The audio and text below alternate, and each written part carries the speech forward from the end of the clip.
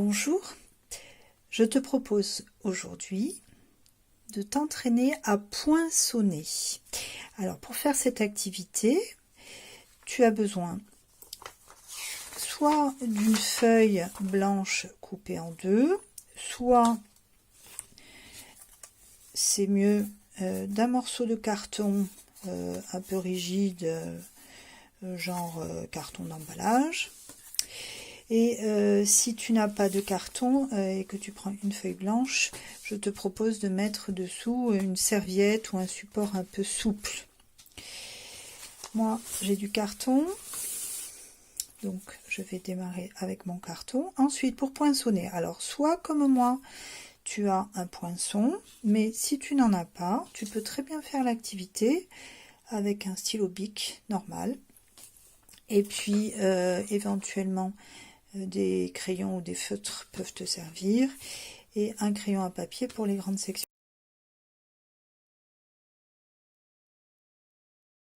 Alors l'activité, je vais la montrer pour les 3 niveaux.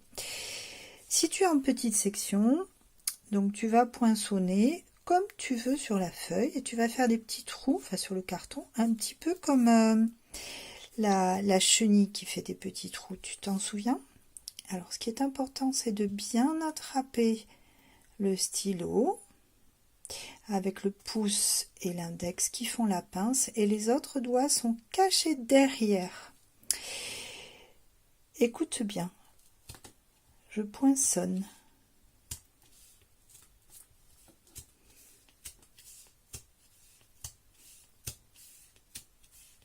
On entend les petits trous comme les petits trous de la chenille, et tu peux t'amuser à faire des petits trous partout, partout, partout sur ton morceau de carton.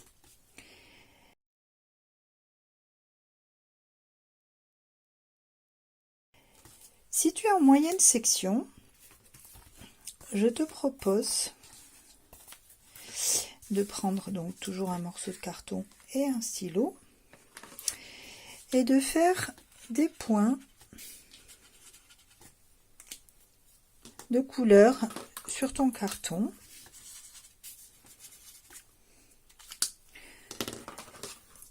Et tu vas essayer de faire un chemin pour aller d'un point à un autre quand ils sont de la même couleur. Par exemple, on va essayer de faire un chemin pour aller du point vert au point vert.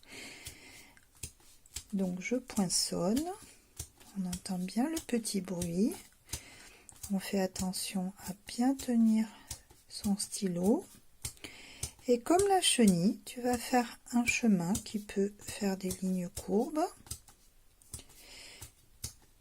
d'un point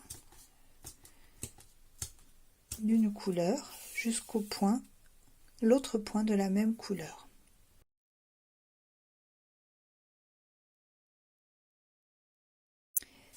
Si tu es en grande section, je te propose une activité un petit peu plus difficile. Tu vas commencer par écrire, par exemple, moi je vais écrire en lettres à bâton le mot chenille.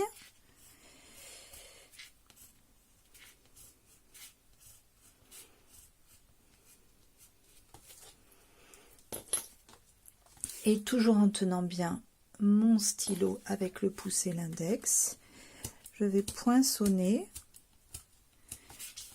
sur les traits pour écrire le mot chenille, mais cette fois-ci en poinçonnant.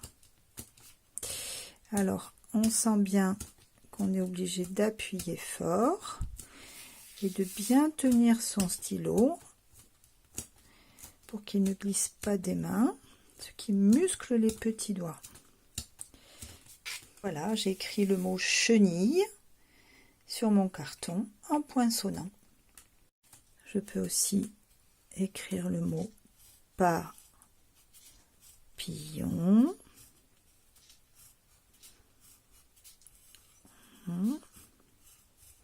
Et par exemple le mot cocon,